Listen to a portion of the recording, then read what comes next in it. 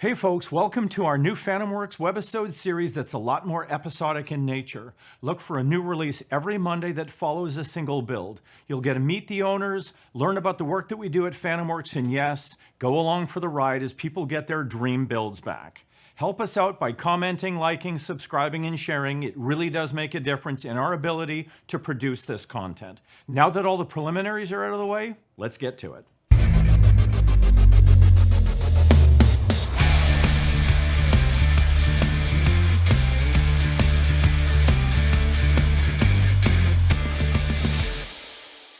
Our first build showed up on a cold and rainy day.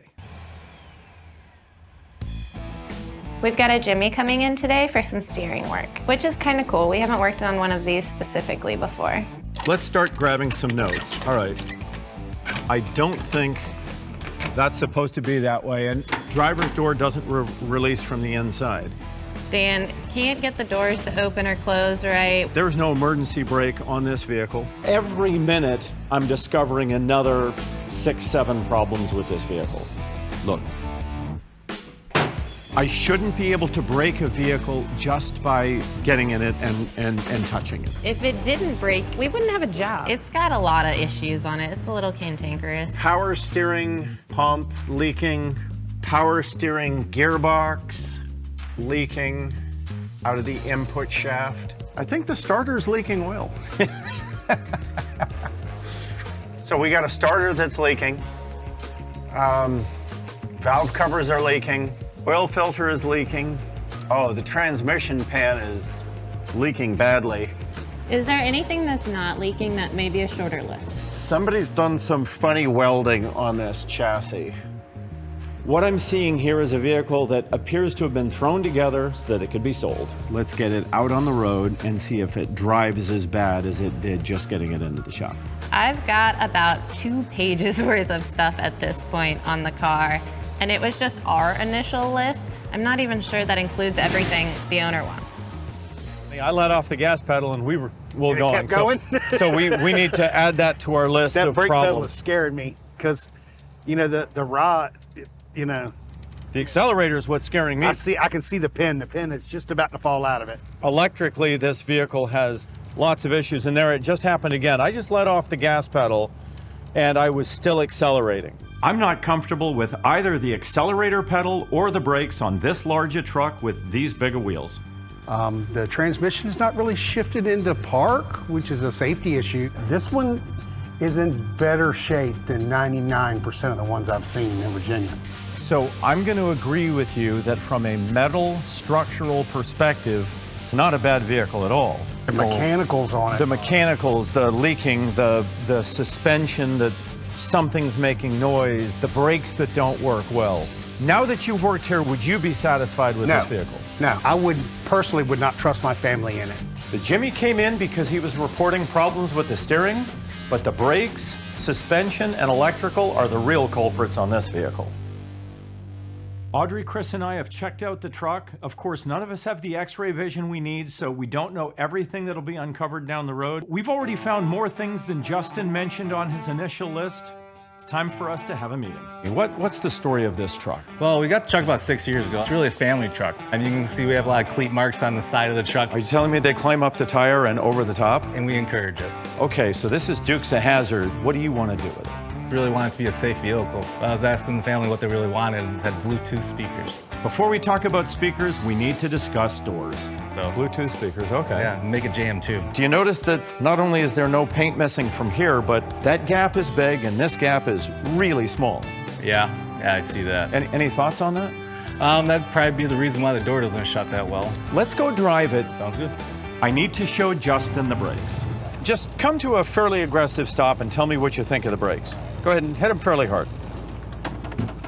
Now, how hard did you hit them right there? As far as it'd go. But if somebody ran right out in front of you, you can hit these brakes as hard as you want, and it just sort of rolls to a stop, right? So we probably have a transmission issue with the way it starts, right? We probably have a shifter issue with the way it shifts. But demonstrate the looseness that you're talking about. But there's a lot bigger issues at play on this vehicle. All right, so let's go look at the good, the bad, and the ugly. Hey, Chris, can you grab a light and join us? Sure, I really love these trucks. I had one I appreciate that, man. Yeah, man. Yeah. Let me tell you the single best thing about this car, because you told me it had a lot of rust, right? I did. Look at that floor. I mean, I see some dirt on it, and I see a little surface rust, but this is one of the cleanest floors of any 70s GMC Jimmy probably in the world. This has to be in the top 5% of strong metal vehicles we've ever seen. The frame is solid, the body is solid, but now we've talked about the good, we gotta talk about the bad, or should we skip straight to the ugly? So I actually kind of had nightmares about it. Without those boxes there, when you take the top off, then the body flexes and the doors won't open. You see how these tabs are nicely lined up? I do. All right, that's the way they're supposed to look. Now, what do you think about the alignment of those tabs in the bottom of the rocker? It's just a little bit different. Yeah, we're off by a full ½ inch. And let me tell you, ½ inch in terms of body alignment is a huge deal. All right, the differential, if you notice that spot weld right there, there's 4 of those. So those are the only things that hold the axle tubes into the differential section. So under hard acceleration or big tires or heavy four-wheeling, it can actually break those spot welds, pitch the axle up, and break this drive shaft right at the U-joint. I'm just gonna relate this back to safety. If all you wanna do is drive this truck 35 miles an hour on country roads that are empty, I would say you could almost take it back home the way it is. But if what you're doing is preparing in case it isn't a 35 mile an hour empty road, I would be a little reticent to leave a lot of the things on it, because invariably life always kicks you in the Jimmy when you're down anyway. That could be a big kick, right? Yeah, that'd be a problem. You can see the transmission fluids coming out, right? Yeah. That box is supposed to have gear oil in it. So what's happening is the seal is blown between the transmission and the transfer case, and it's leaking from the transmission into the gearbox. I don't think it's hurt the transfer case yet, but we do need to address this. Justin's dream is his wife and he are up front, the kids are bouncing around in the back as they're going off-roading, and I want that dream for him to come true. Overall, I think it's a lot of a good news story. I've also shown you some things that I bet you weren't expecting, right? Yeah, especially the doors. All right, so what do you want to do with it? You know, like you said, it's 50 years old, neglected maintenance. But I want to get a lot of it right. And this might be a little bit of a surprise to you, but I really wanted to see if we can make this an EMP vehicle too. To be EMP shielded means that an electromagnetic pulse is not capable of shutting down the vehicle's electrical system. As a matter of fact, EMP falls right in line with what we're doing. How do you right now prepare for things that go bad? And EMP would be one of those scenarios where things go really bad.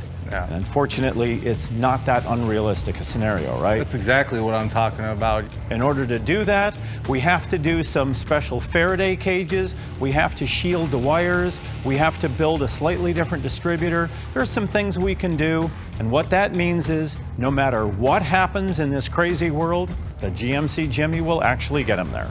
Let's go write this up. Let's go do it. Yep. We've already got a list on Justin's truck based on what he's asked for and what we've initially seen. We don't always know what we're gonna do, and I have to be very clear about that. What we don't know is what we don't know. And you're gonna see on this 71 Jimmy just how bad my X-ray vision is, because as we peeled back this particular onion, it turns out my X-ray vision needs a heck of a set of glasses, because we originally looked at it and thought it's a pretty nice truck. And we found out there was a lot of camouflage and lipstick on this pig that we just didn't know about. So folks, you know what you need to do now. This content isn't free for us to make. And if you want to keep seeing it, and we really do want to keep bringing it to you, you have to do all those things, that liking, commenting, sharing, subscribing. We're doing it on our own dime. So stay tuned for new releases on Webisode Wednesdays and FantomWorks Fridays. We'll continue on this build on Mondays. For now, take care and thank you.